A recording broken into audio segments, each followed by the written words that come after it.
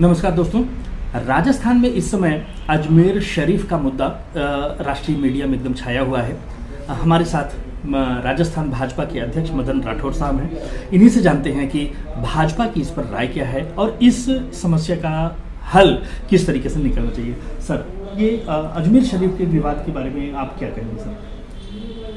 वैसे तो देखिए, इस पर हमें कोई प्रतिक्रिया देनी नहीं है, क्योंकि अभी ये न्यायालय में विचाराधीन है और जो न्यायालय में विचाराधीन है उस पर न्यायालय को ही निर्णय करने देना चाहिए। हमको इसमें हस्तक्षेप नहीं करना।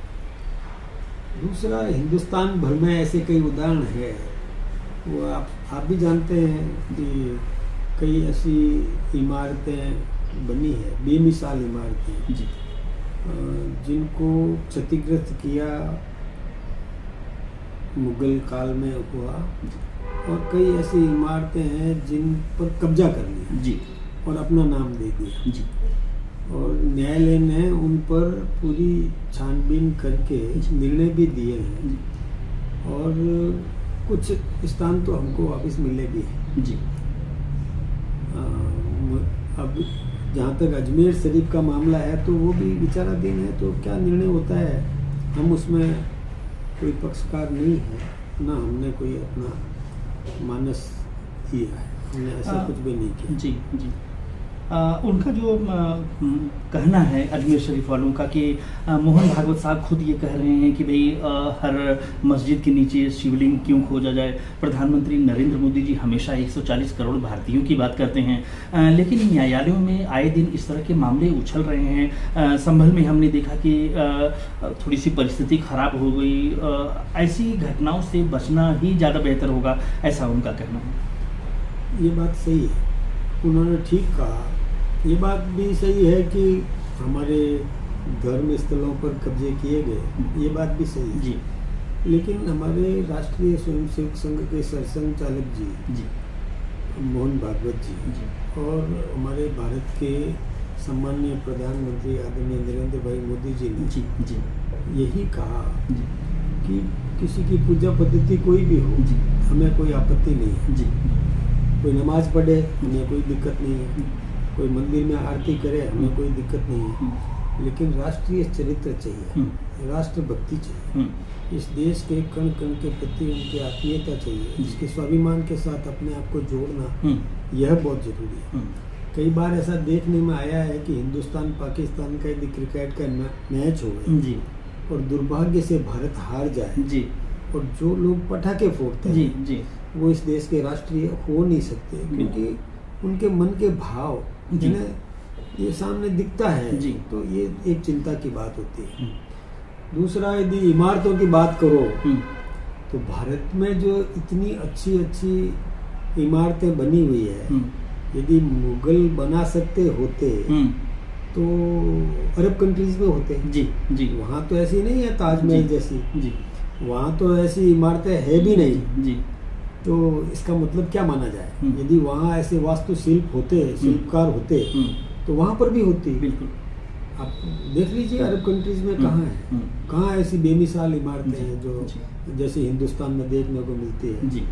तो ये चिंता का विषय तो है, लेकिन जब उन्होंने कह दिया कि अब इसका पटाक्षेप हो जाना चाहिए, बार बार इसको उजागर करना ठीक नहीं है, बार बार इस विषय पर हम आपस में लड़े, ये भी ठीक नहीं है।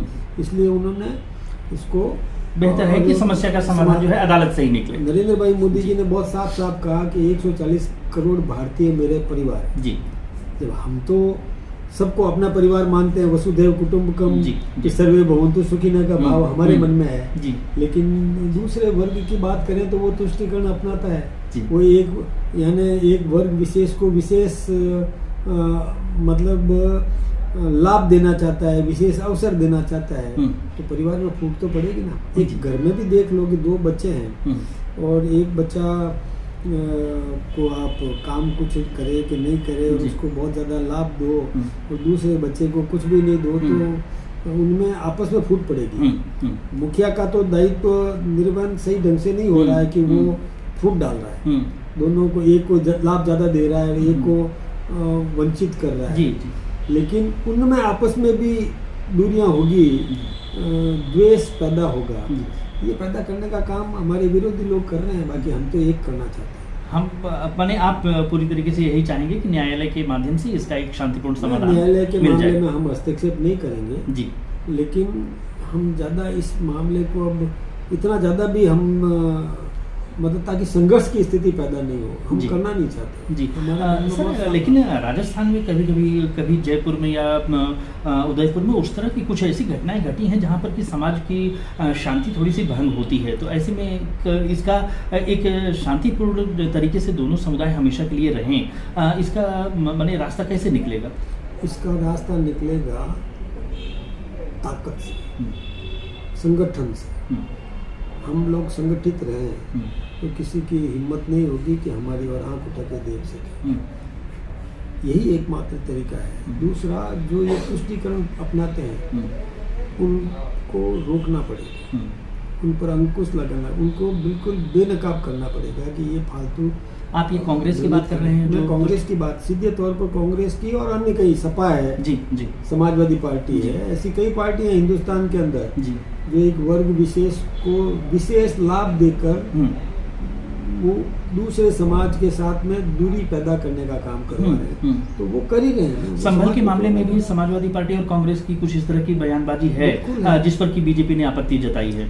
मैं वही कह रहा हूँ कि जब समाजवादी पार्टी केवल वोट लेने के लिए, मैं एक बात पूछता हूँ, ईमानदारी से कोई सवाल करे तो मुसलमानों को कांग्रेस ने क्या उनके विकास के लिए क्या कर दिया बताओ? उस वर्ग विशेष को मतलब केवल वोट बैंक बनाने के अलावा क्या किया? जबकि हमने किया, बीजेपी ने उनको आवास उपलब्ध कराया। जी जी, ये जो जितने भी आवास मिले, प्रधानमंत्री आवास योजना का सबसे ज्यादा लाभ, प्रधानमंत्री आवास योजना में 4 करोड़ में से 2.25 करोड़ अकेले उस वर्ग को मिले जी, तो उस वर्ग के उत्थान के लिए बीजेपी ने काम किया। आज 3 तलाक का मामला था मुस्लिम बहनों के साथ में, जो जिस प्रकार का एक प्रकार से मतलब यूँ समझो कि इन्हें अन्याय हो रहा था जी, तो उसको न्याय दिलाने का काम हमारे नरेंद्र भाई मोदी जी ने किया, हमारी सरकार ने किया। तो चिंता तो हम लोग कर रहे हैं जी, उनको भी उनके विकास की योजनाएं जो कुछ भी दी है तो हमने दी है, कांग्रेस ने कुछ नहीं, केवल वोट बैंक बना करके रखा है, इसके अलावा कुछ भी नहीं किया जी। बहुत धन्यवाद सर, आपने इस महत्वपूर्ण मुद्दे पर राय रखी है। चूंकि आप पार्टी के राजस्थान के प्रेसिडेंट भी हैं, एक सवाल इस बात पर भी कि आपने अपना संगठन आप कब तक बना रहे हैं? हमारी एक प्रक्रिया है जी, टाइम बाउंड प्रोग्राम दिया हुआ है। अभी हमारा सदस्यता अभियान लगभग पूर्णता की ओर है, फिर सक्रिय सदस्य भी बन गए हैं, फिर हमारे स्थानीय इकाई के चुनाव होंगे, फिर मंडल के चुनाव होंगे, फिर जिले के चुनाव होंगे, फिर प्रदेश के होंगे, फिर राष्ट्र के होंगे जी जी।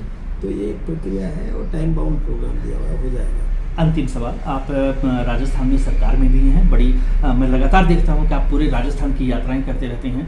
प्राथमिकता सरकार के साथ कैसे ट्यूनिंग मिला करके आप चल रहे हैं जिससे कि केंद्र की और राज्य सरकार की प्राथमिकताएं लोगों तक पहुंच सके, उसके लिए क्या योजना बना रहे हैं? देखिए, जब हमारा कार्यकर्ता सरकार के साथ समन्वय भी बना के रखता है, हम लोग सेतु का काम करते हैं, तो जो सरकार की योजनाएं हैं उन योजनाओं का लाभ जरूरतमंद व्यक्ति को मिल जाए जी, इसमें हमारा कार्यकर्ता सहयोग करता है जी जी। वैसे तो ऑनलाइन सारा सिस्टम है भी, लेकिन फिर भी अभी देश की जनता को ये पर्याप्त जानकारी नहीं है, तो उनको जानकारी देना कि उसके उत्थान के लिए क्या योजना दी है, तो उस व्यक्ति को वहाँ सूचित करवाना, उसको लाभ दिलवाना। फिर विकास के काम, तो विकास में तो जहाँ जरूरत होती है वहाँ हमारे प्रॉपर चैनल उस मांग को उठाया जाता है। हमारे विधायक हैं, हमारे सांसद हैं, वो उस विषय की जो जहाँ कमी है उसकी पूर्ति के लिए डिमांड करते हैं और फिर सरकार उसमें स्वीकृति भी जारी करती है। आगे ये काम भी होता है, तो उस वर्ग की, उस क्षेत्र की चिंता भी हमारे अपने संगठन के माध्यम से हम सरकार से सहयोग लेकर के। भाजपा का ये रिकॉर्ड जो प्रधानमंत्री नरेंद्र मोदी जी और अमित शाह जी हमेशा कहते हैं कि हमारी प्रो इनकम्बेंसी होती है, देखिए गुजरात में देखिए, मध्य प्रदेश में देखिए, लगातार सरकारें हम रिपीट कर रहे हैं। आप इस बात का दावा करेंगे कि राजस्थान में एक बार फिर से जब चुनाव होगा तो भाजपा की सरकार आएगी? अब मैं आपसे कहूँ कि हमारी सरकार सदैव रहेगी जी, ये मैं क्यों कह रहा हूँ, उसका कारण है। जी देखिए, पहले हमने कई छोटी मोटी भूलें की होगी, अब संगठन बहुत बड़ा हो गया, हमारा संगठन भी बड़ा हो गया, हमारा नेतृत्व भी सक्षम नेतृत्व है। अब हमेशा हमारी सरकार रहेगी राजस्थान।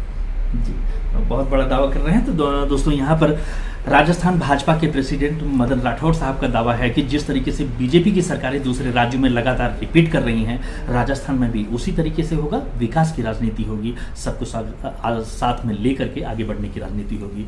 अमित शर्मा, अमर उजाला, दिल्ली। अगर आप ये वीडियो YouTube पर देख रहे हैं तो हमारे चैनल को सब्सक्राइब कर बेल आइकन दबाएं, और Facebook पर देख रहे हैं तो हमारे पेज को लाइक करें। 8 मिलियन प्लस सब्सक्राइबर, आपके इस भरोसे के लिए बहुत धन्यवाद।